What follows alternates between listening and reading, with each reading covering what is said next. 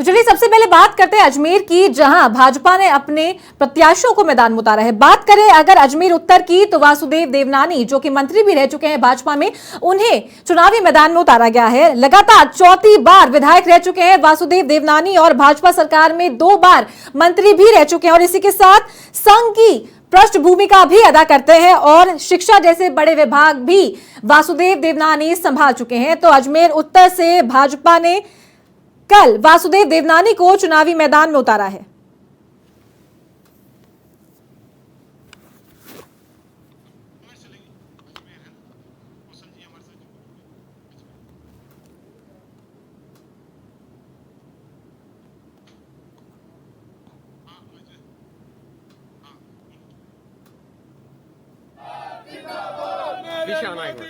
तो चलिए अब सबसे पहले बात करते हैं अजमेर की और इसी के साथ हमारे सहयोगी कौशल जैन भी हमारे साथ जुड़ गए हैं। जी कौशल, कल लिस्ट में अजमेर में भी प्रत्याशियों को भाजपा ने उतारा है, वासुदेव देवनानी का नाम यहां पर आया है, अजमेर उत्तर से उन्हें उतारा गया है। क्या कुछ तस्वीरें प्रत्याशियों की सूची आने के बाद वहां देखी गई है?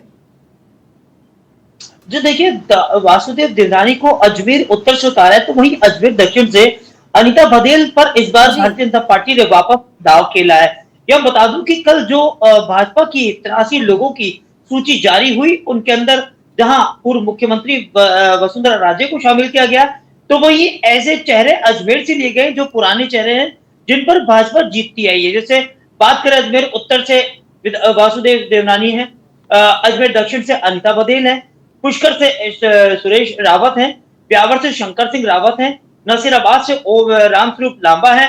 ये पूर्व जो कैबिनेट मंत्री रहे समरलाल जाट, उनके बेटे हैं।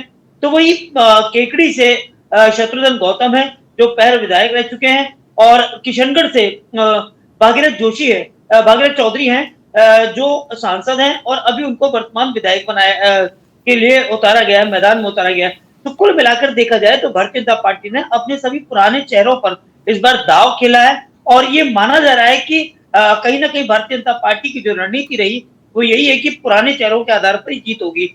लेकिन यहाँ पर ये भी बता दूं आपको कि जिस तरीके से पहली सूची जारी होने के बाद जो विरोध के स्वर मुखर हुए थे, वो दूसरी सूची के बाद फिलहाल कहीं दिखाई नहीं दिए, क्योंकि माना जाता है भारतीय जनता पार्टी अनुशासित पार्टी है और यहाँ पर जो भी निर्णय होता है वो अनुशासन के साथ होता है। अभी कुछ दिन पूर्व ही राष्ट्रीय अध्यक्ष जेपी नड्डा ने किशनगढ़ के अंदर दौरा किया और यहाँ पर भारतीय जनता पार्टी के पदाधिकारियों की और कार्यकर्ताओं की बैठक की, जिसके अंदर उन्होंने कार्यकर्ताओं को जीत का मंत्र दिया। तो माना जा रहा है कि फिलहाल जो दूसरी सूची भारतीय जनता पार्टी की जारी हुई है, ये कहीं ना कहीं संतुलित होगी और मैनेज की जाएगी।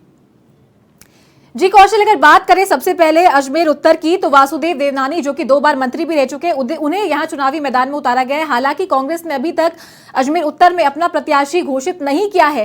क्या कुछ नाम आप कांग्रेस की तरफ से देख सकते हैं, क्योंकि वासुदेव देवनानी एक बड़े नेता हैं और एक कट्टर उम्मीदवार भी हैं, जिन्हें मुकाबला देना बहुत ही मुश्किल होगा? जी, आपने बिल्कुल सही कहा कि अजमेर उत्तर से भारतीय जनता पार्टी बीजेपी ने पूर्व शिक्षा राज्य मंत्री और लगातार 4 बार विधायक रहे वासुदेव देवनानी पर दाव खेला है। लेकिन फिलहाल कांग्रेस ने अभी किसी तरह की सूची जारी नहीं की। जो कांग्रेस की कल 33 प्रत्याशियों की सूची जारी हुई, उसके अंदर भी अजमेर का कहीं कोई जिक्र नहीं किया गया। हम संभाग की बात करें तो टोंक में पूर्व उप मुख्यमंत्री सचिन पायलट को स्थान दिया गया है। लेकिन यदि अजमेर के समीकरण को देखें तो इस बार जो समीकरण है, भारतीय जनता पार्टी ने वापस वही रिपीट किए हैं।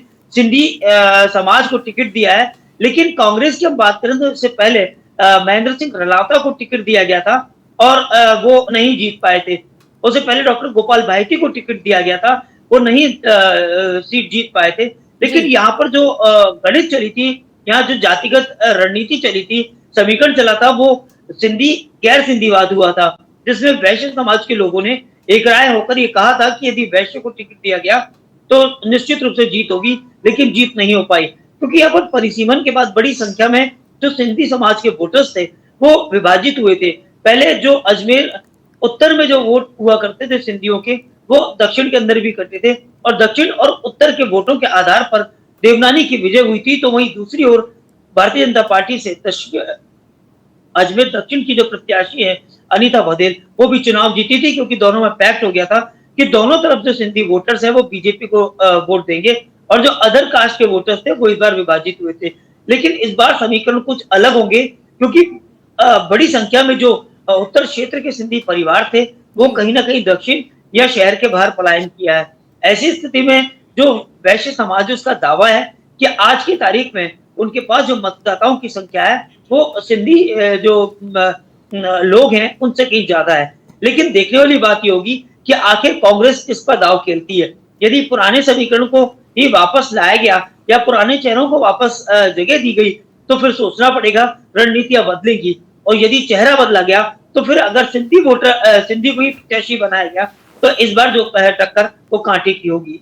चलिए, तमाम जानकारी के लिए आपका बहुत शुक्रिया कौशल। तो ये थे हमारे सहयोगी अजमेर से कौशल जैन हमारे साथ जुड़े हुए थे, जिन्होंने बताया कि कड़े कांटे की टक्कर अजमेर में भी होने वाली है, क्योंकि एक तरफ अजमेर उत्तर में जहां वासुदेव देवनानी को उतारा गया है, जो कि 2 बार भाजपा में मंत्री भी रह चुके हैं और इसी के साथ 4 बार लगातार विधायक रह चुके हैं और सिटिंग विधायक है। तो दूसरी तरफ अजमेर दक्षिण में अनीता बघेल को उतारा गया है, वो भी 2 बार भाजपा में मंत्री रह चुके हैं और 4 बार की विधायक भी रह चुके हैं। सिटिंग विधायक दोनों को सिटिंग विधायक जो यहाँ पर रह चुके हैं उन्हें यहाँ टिकट दिया गया है। कांटे की टक्कर इस बार होने वाली है, एक तरफ जहां वासुदेव देवनानी के साथ जो सिंधी वोट बैंक है वो देखा जाता है, तो दूसरी तरफ बात करें अगर कांग्रेस की तो दोनों ही जगहों पर अभी तक कांग्रेस ने अपना प्रत्याशी नहीं उतारा है, जिसका इंतजार सभी को होने वाला है, क्योंकि ये दोनों जो सीटें हैं जहां पर भाजपा ने अपने मजबूत कैंडिडेट्स को उतारा है तो यहां पर भी कांटे की टक्कर देखी जाएगी।